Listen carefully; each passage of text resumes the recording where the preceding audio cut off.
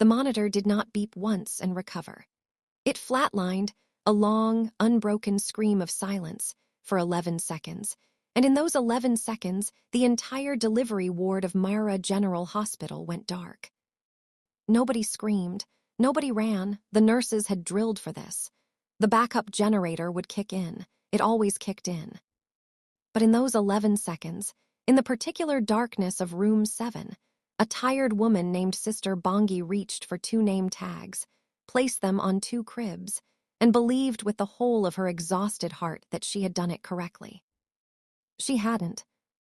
And the 2 baby girls sleeping in those cribs, both born within 40 minutes of each other on the stormy night of October 14th, 2001, went home the next morning to the wrong families.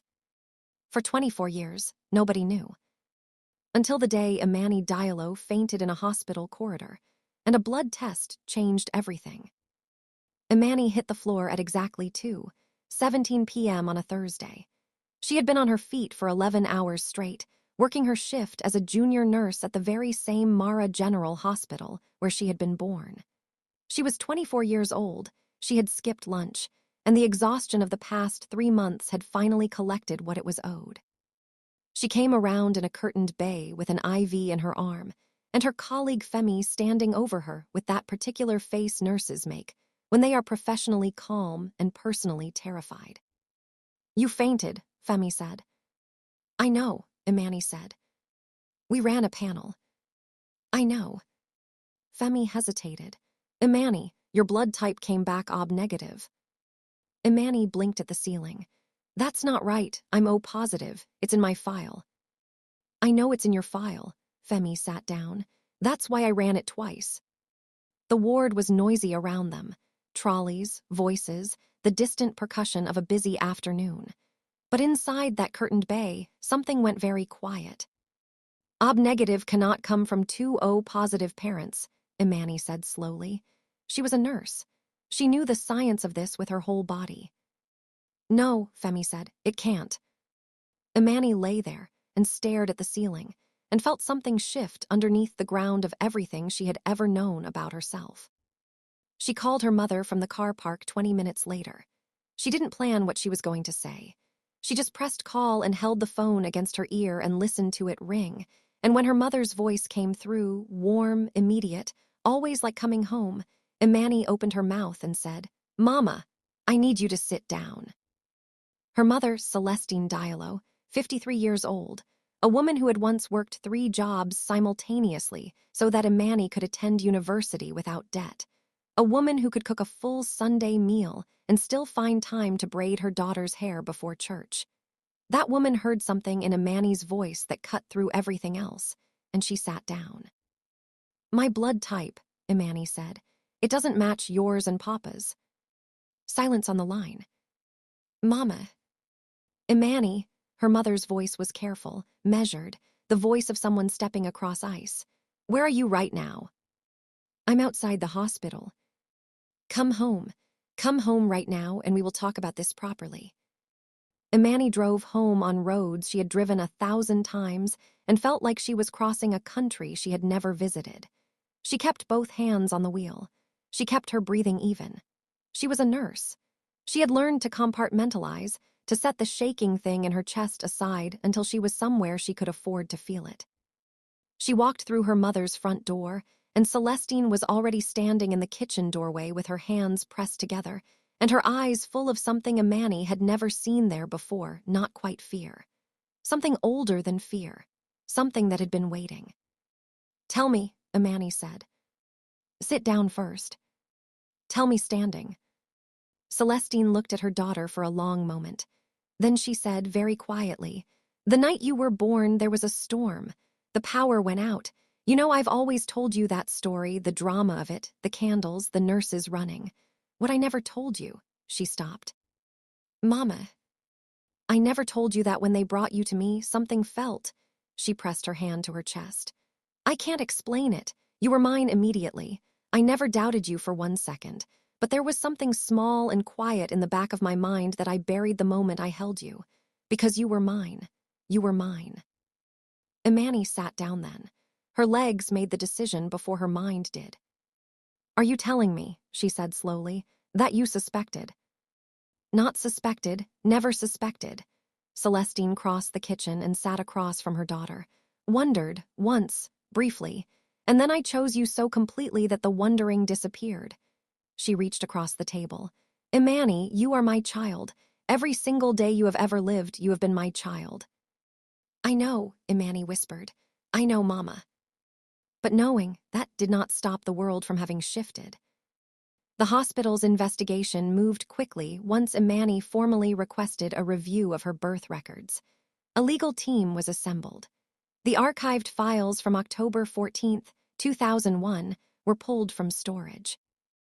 A retired administrator named Mr. Asant, now 70 years old and living quietly in the northern suburbs, confirmed what the records suggested: that the power outage that night had lasted 11 seconds, that 2 girls had been born in rooms 6 and 7 within the same 40-minute window, and that Sister Bongi, who had since passed away, had been the only staff member present when the identification bans were applied. There had been a second family, and their daughter had been living as Imani Diallo for 24 years. Her name, on the original record, was meant to be Said Mensa. Imani sat in the hospital director's office when they told her this. She sat very still. She looked at the table. She thought about her mother's hands over hers in the kitchen.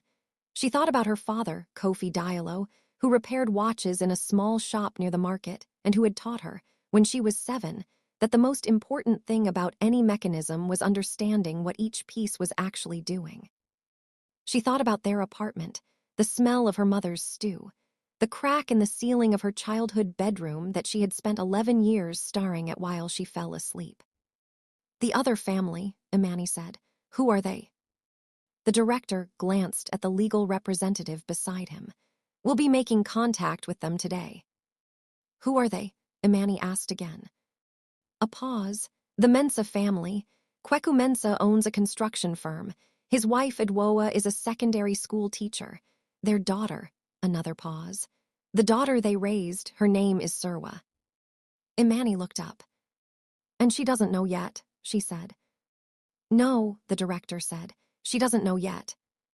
If this story is already doing something to your chest, stay with it. Drop a comment below and tell me you're here. We're just getting started." Surwa Mensa was in the middle of a client call when her phone showed a second number flashing, the hospital. She ignored it the first time. The second time, something made her end the call and pick up. She was 24 years old. She ran the social media accounts for 3 mid-sized companies and did it from her bedroom in her parents' house in the east of the city, where she had lived her whole life surrounded by the particular commotion of a large family. Her parents, her 2 brothers, a grandmother who visited for 3 months every year and stayed for 6. She was not a woman who was easily shaken. She had grown up the only girl in a household of men and had developed early the kind of composure that comes from learning that nobody is going to make space for your feelings unless you make it yourself. But when the hospital administrator finished explaining, in careful, professional language, what they had found in the archived records of October 14, 2001, Surwa sat on the edge of her bed and felt the floor of herself open up. "You're telling me," she said, and her voice was steady, terrifyingly steady, "that I was switched." "The investigation is still formal, but the DNA evidence is conclusive," the administrator said. "Yes." "And there's a girl," Surwa said. "A girl who was raised by my parents. A woman. Her name is Imani Diallo. She's a nurse. She works at Mara General," Surwa said, "because of course the universe was that precise about its ironies." She sat on the edge of her bed for a long time after she hung up.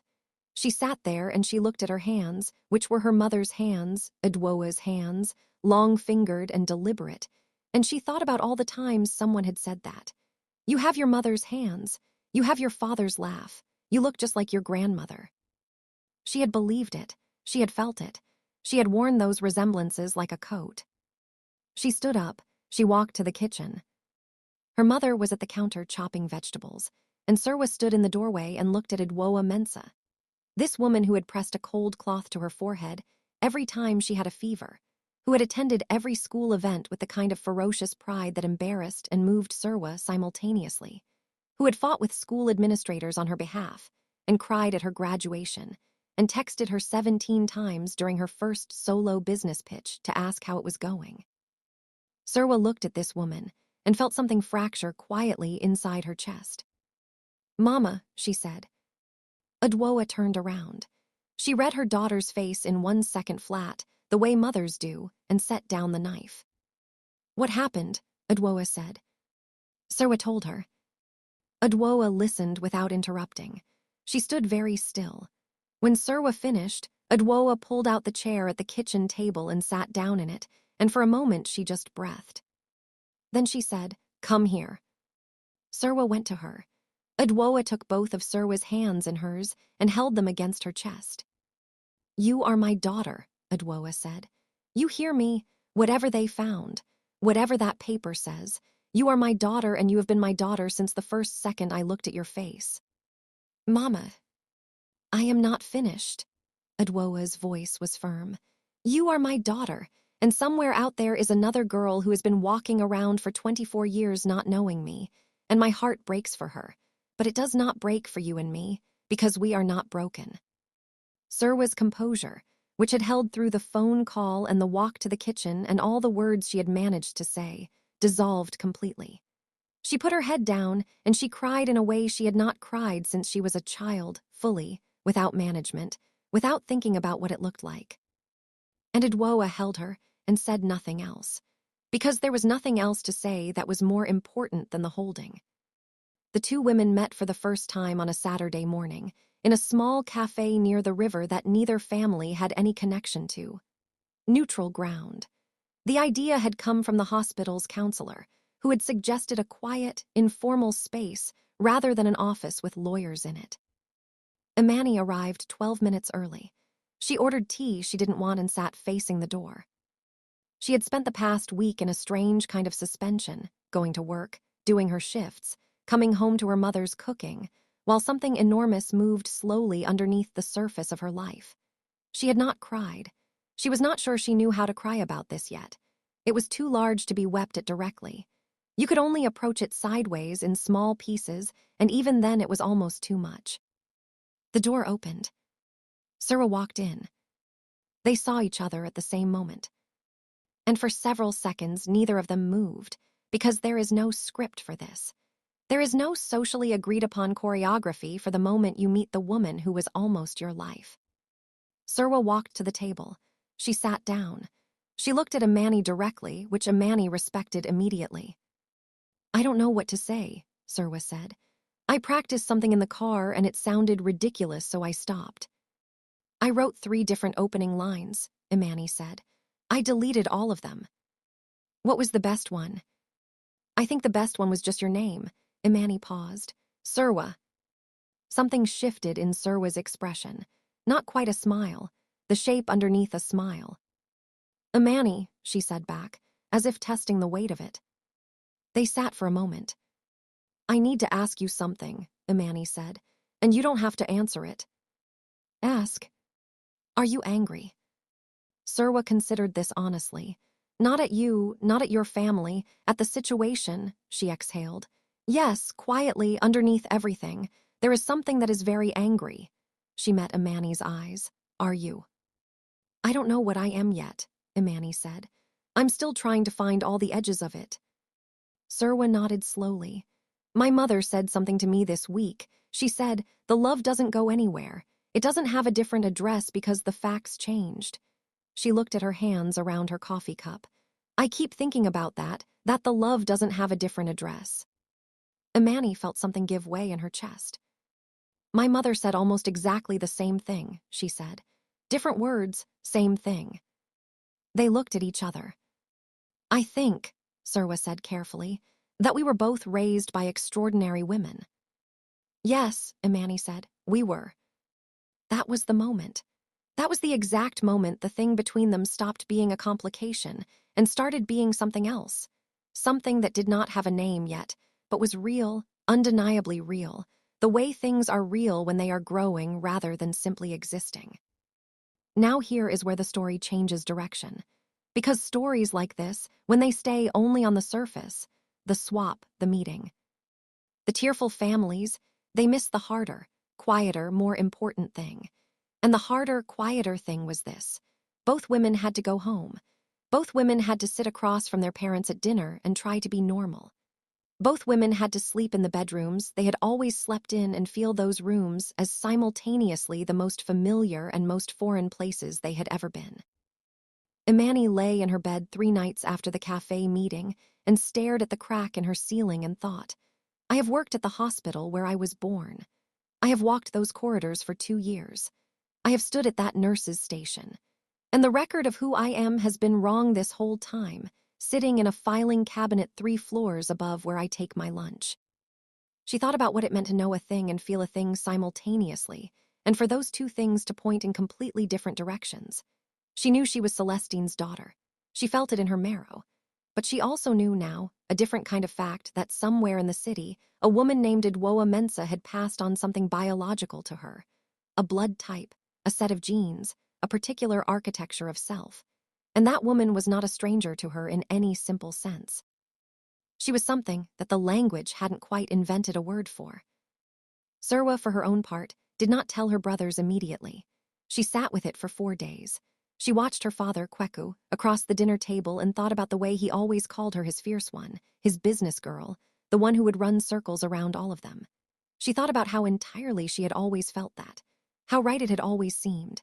And she thought, does any of this change what that felt like? Does knowing the biology undo 24 years of being called his fierce one? She decided it did not. She told her brothers on a Sunday afternoon. Her elder brother, Nana, took a moment to process and then said, very quietly, "You're still my sister." Her younger brother, Kobai, who was 19 and had not yet learned to cover his feelings, stood up and hugged her for a long time without saying anything at all. Her father, Kweku, said nothing for 2 days. He was not a man who rushed his words. Then on a Tuesday evening he came to her room, knocked, sat on the edge of her desk chair and said, "Serwa, I want to tell you something."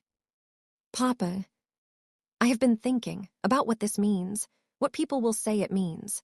He looked at her steadily.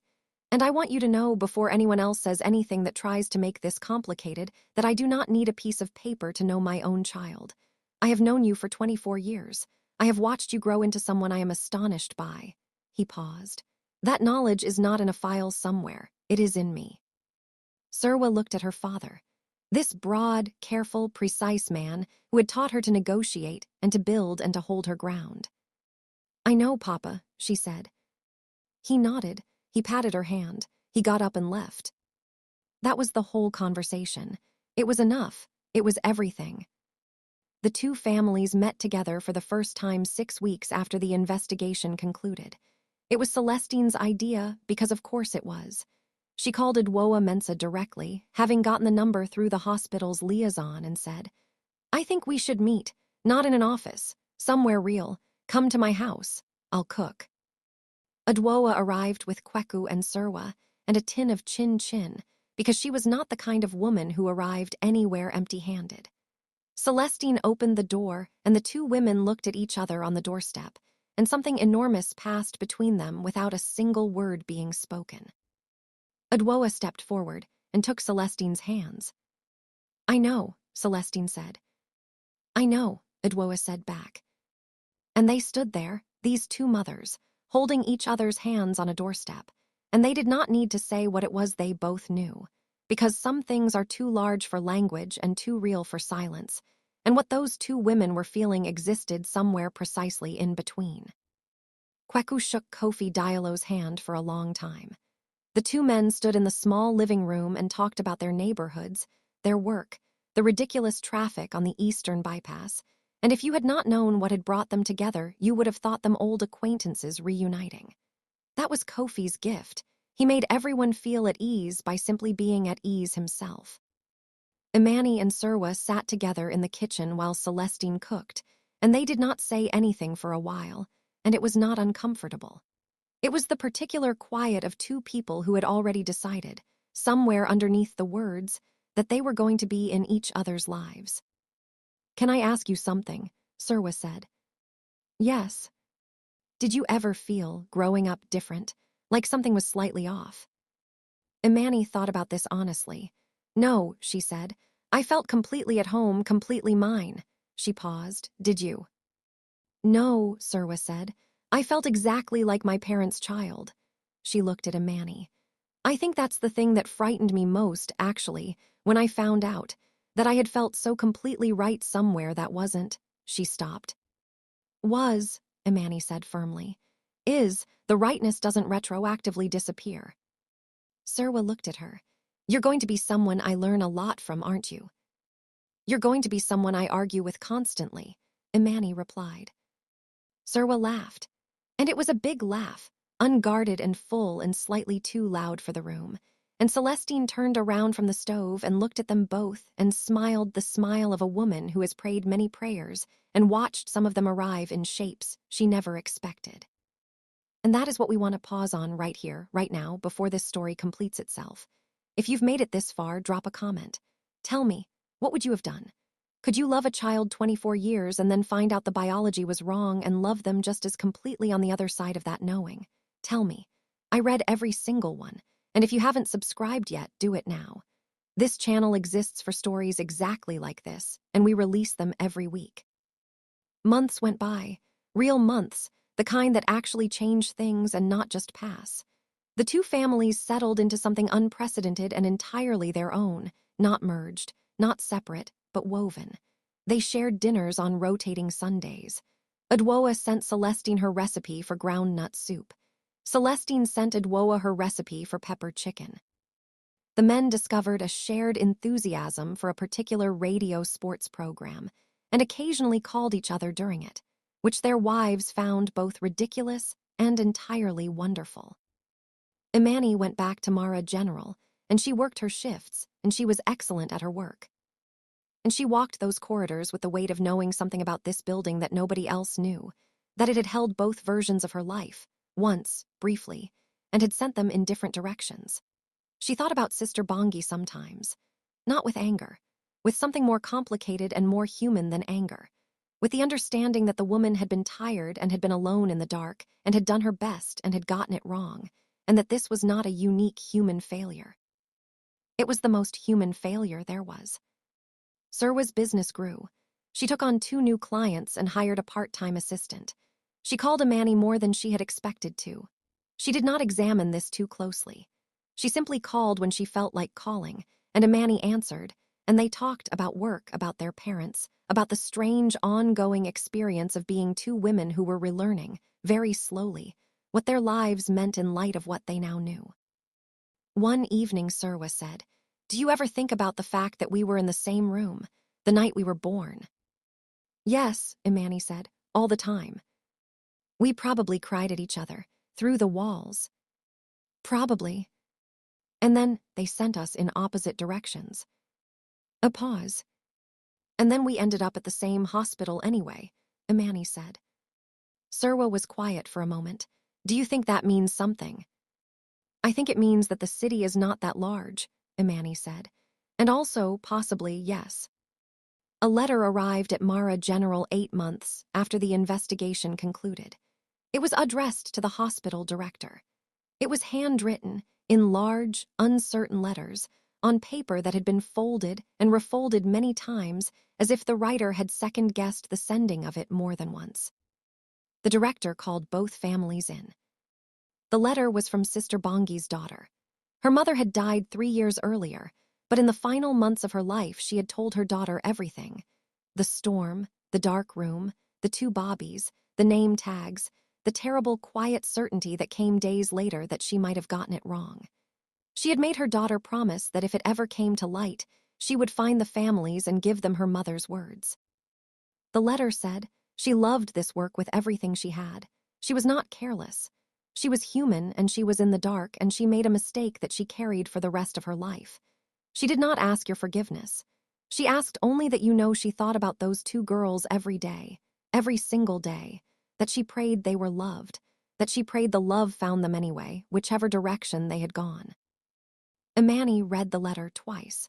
Then she folded it carefully along its original creases. She looked across the table at Surwa. Surwa was looking back at her.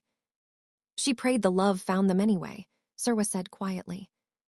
It did, Imani said. And she meant it without complication, without asterisk, without exception. The love had found them.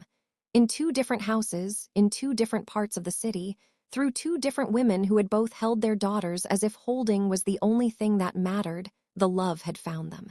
It had never not found them.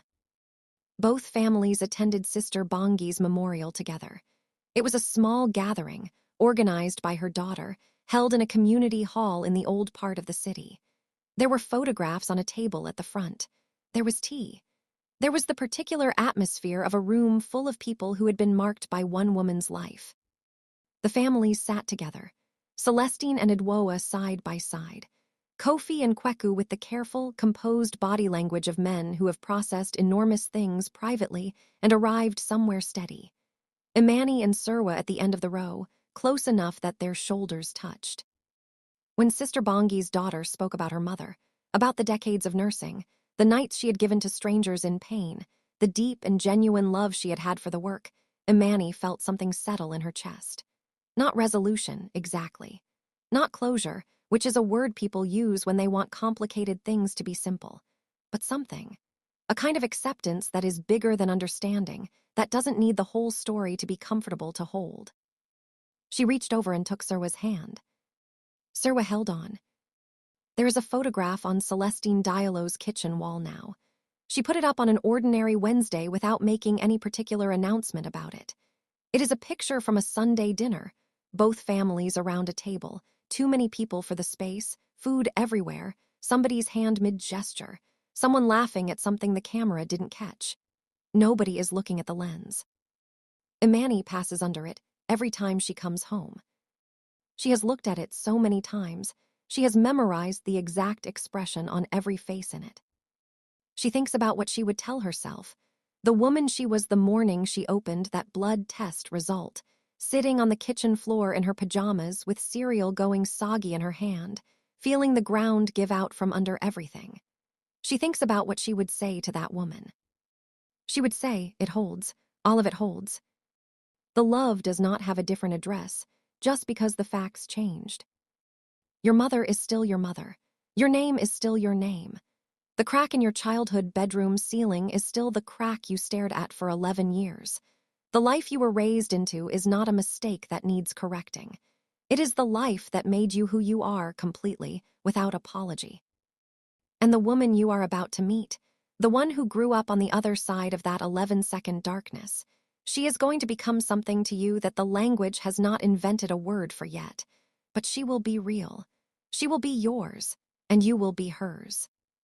And the families that raised you will find each other, and they will sit around a table together, and it will be imperfect and new and sometimes awkward and entirely, stubbornly, permanently real. Blood tells you where you started. Love tells you where you belong. And sometimes, just sometimes, the most important thing you will ever have is not what was assigned to you in the dark. It is what was chosen for you, every day, in the light. If this story moved something in you, drop a comment right now and tell me which moment hit hardest. I read every single one. If you're new here, subscribe. We tell stories exactly like this every single week. Stories about identity, about family, about what love actually is when it's tested. Like this video if it reached something real inside you. And share it with someone who needs to hear today that the family that chose you is not less than the one that made you. It is everything.